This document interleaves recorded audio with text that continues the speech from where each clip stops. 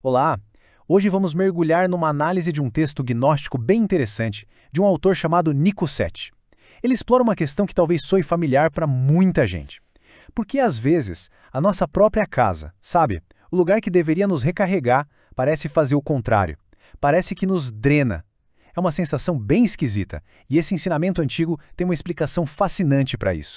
E a pergunta central é essa aí. É o ponto de partida de toda essa investigação. Aquele sentimento incômodo, sabe? De que tem alguma coisa errada bem no lugar que deveria ser o mais seguro do mundo. O texto sugere que essa sensação não é à toa, não. É um sinal. Um sinal bem importante, aliás.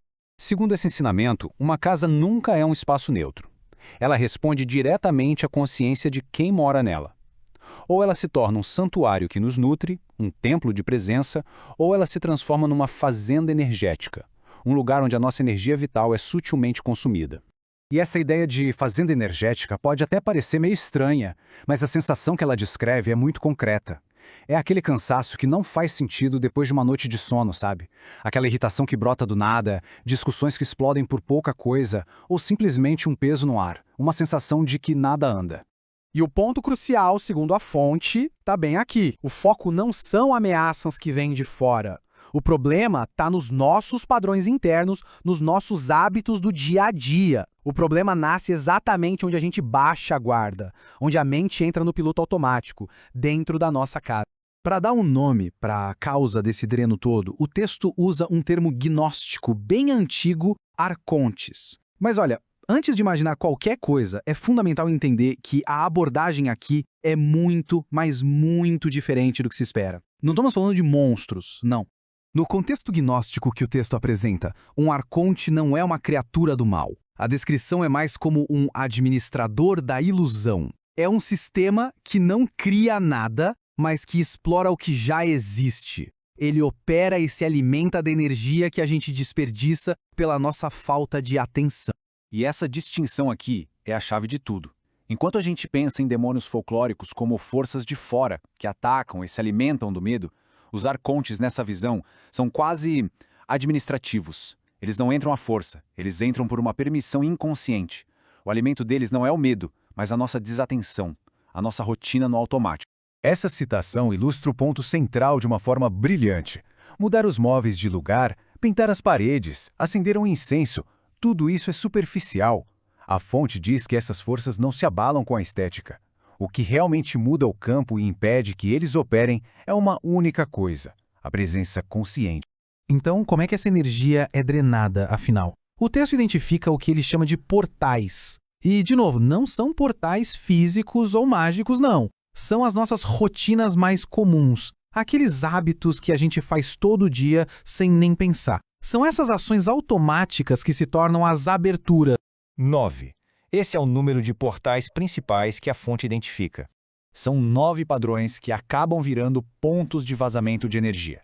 Vamos ver quais são.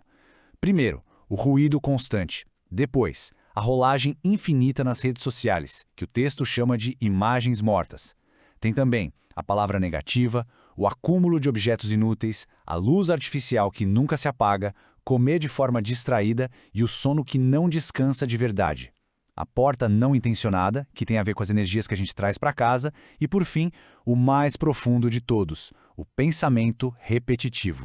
E o mais importante é entender que eles não são isolados. Eles funcionam como um sistema. O barulho constante leva a gente a consumir imagens mortas para se distrair. Isso, por sua vez, pode alimentar uma mentalidade negativa. O texto é bem claro. Não adianta fechar 8 portais, porque o nono, a mente presa na repetição, tem o poder de reabrir todos os outros.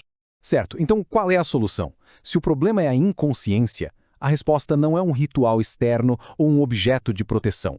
A fonte propõe uma mudança de postura interna que se baseia em 3 pilares fundamentais. E os 3 fundamentos são: atenção, quer dizer, estar de fato presente no que se está fazendo; intenção, que é trazer um propósito claro para cada ação, por mais simples que ela seja; e, por último, ritmo, que é a constância. Pequenos ajustes feitos com consciência e de forma sustentada são muito mais poderosos do que grandes mudanças feitas por impulso. Então, o ponto principal é este. O objetivo não é eliminar a tecnologia, o som ou os objetos. O objetivo é transformar a nossa relação com eles. é pegar um hábito que virou automático e transformar ele de novo numa escolha consciente. Olha só esses exemplos práticos. A TV ligada só para fazer companhia se torna um momento de silêncio escolhido. A rolagem sem fim no celular se transforma em assistir a um filme com atenção plena. Comer na frente de uma tela vira uma refeição consciente. A ação pode até ser a mesma, mas a postura interna muda absolutamente tudo. É isso que fecha o portal. E qual é o resultado dessa prática contínua? A consequência natural é que a casa para de drenar e começa a devolver. Ela passa de um ambiente que suga energia para um ambiente que restaura ativamente essa energia. Os sinais dessa mudança são sutis, mas profundos. O silêncio deixa de ser incômodo e passa a ser pleno. O sono finalmente descansa o corpo e a mente. Discussões que surgiam do nada simplesmente perdem a força, porque o ambiente não está mais amplificando aquilo. Os pensamentos repetitivos podem até parecer, mas eles já não têm o mesmo poder de dominar. O próprio espaço parece ditar um ritmo mais calmo. E aqui a gente chega a uma conclusão bem importante dessa análise. A casa alinhada não é o destino final. Ela é o laboratório, o campo de treinamento. Aprender a sustentar a presença no pequeno espaço do lar é o primeiro passo para aprender a sustentar a presença no corpo, na mente e, no fim, no mundo. No fim das contas, a mensagem é bem clara. O estado da nossa casa é um espelho direto do nosso estado interno. Não é uma força externa agindo sobre nós, mas sim o ambiente que responde à nossa escolha, ou à nossa falta de escolha de estar presente. E para terminar, essa análise nos deixa com uma pergunta para reflexão. Depois de conhecer esses 9 padrões, a questão não é mais se eles existem, mas sim qual deles pode estar operando de forma silenciosa em nossas casas neste exato momento. Fica aí uma reflexão para a gente levar.